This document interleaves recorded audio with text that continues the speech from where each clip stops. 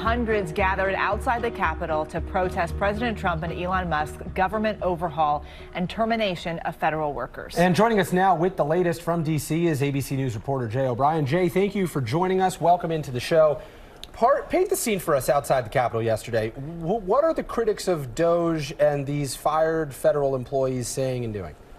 Well, these protests kicked off in cities across the country, and I was at the one yesterday outside the Capitol in D.C. Like you said, it was hundreds of people, and they were there to show opposition to President Trump and Elon Musk. But I got to tell you, Elon Musk got the brunt of the criticism outside yesterday. The majority of signs I saw were about Elon Musk. There were chants there of Elon Musk has got to go, and it's because of the fired federal workers who were there in the crowd that I talked to. They blame both Trump and Musk, but principally Elon Musk for firing them. I talked to one fired Forest Service worker who said in her view, Elon Musk doesn't even know what she does for the federal government, and all she wanted to do was serve and work at the Forest Service, and now she says she's been deprived of the ability to do that. We also are learning about the top official at the Social Security Administration that has stepped down after a clash with DOJ over access to sensitive personal records. What happened here? I've talked to federal employees at a number of agencies that house very sensitive information because of the important work that they do, and they have been confronted by DOJ personnel who say they want access to that information. Ostensibly, DOJ folks say to root out fraud, which was the reason they gave it the Social Security Administration. And these federal personnel have never encountered something like this before because this information is so sensitive and so closely guarded, and there are serious privacy concerns. And Jay, today, federal judge is expected to rule on a request by 14 states to block DOJ efforts. What should we expect?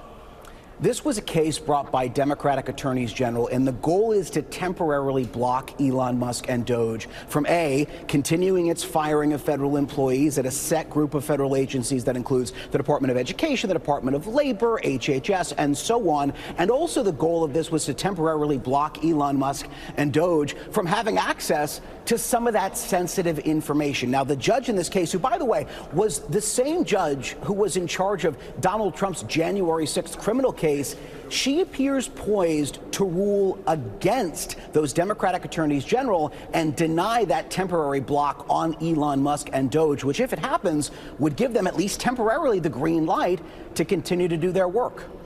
Jay, there's also questions swirling today about exactly who is running DOJ, and there's a new White House court filing that clarifies it's not Elon Musk. What's it saying? So there are a number of court cases that relate to Elon Musk and DOJ, and it's one of the things Democrats say is really the only thing that they can use to try to curtail Elon Musk and DOJ. And in those court filings, we're getting more and more information about what DOJ looks like. And in one of these court filings, DOJ and the administration on behalf of DOJ say that Elon Musk is not the administrator of DOJ, which means, in theory, he's not running it.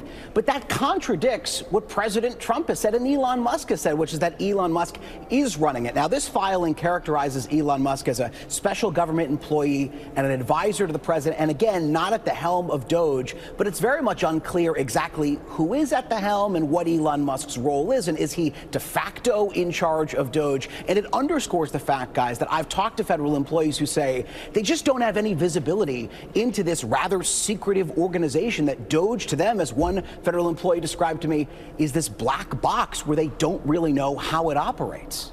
And now sources say the department is now seeking IRS taxpayer data, privacy experts warning that that could be very dangerous. How exactly would that be dangerous, and what is happening overall there? Well, as we talked about, guys, DOJ has been going to various federal agencies and say, we want to go through your sensitive data. So sources tell us that's exactly what they were poised to do with the IRS as well. They said that they wanted to use that data to root out taxpayer fraud. But again, this is sensitive data. This is data that has, again, names, addresses, social security numbers, but also how much you make and how much you owe. Even things like child custody agreements are included in this. And this is information that even some IRS employees, the vast majority, frankly, of IRS employees, don't have personal access to, and DOJ personnel are saying they want access to it. That's what underscores the privacy concerns here. Okay. And ABC News reporter Jay O Brien, thank you for your time. making us smarter on this issue. A lot to get through there. We appreciate your time. Thank you.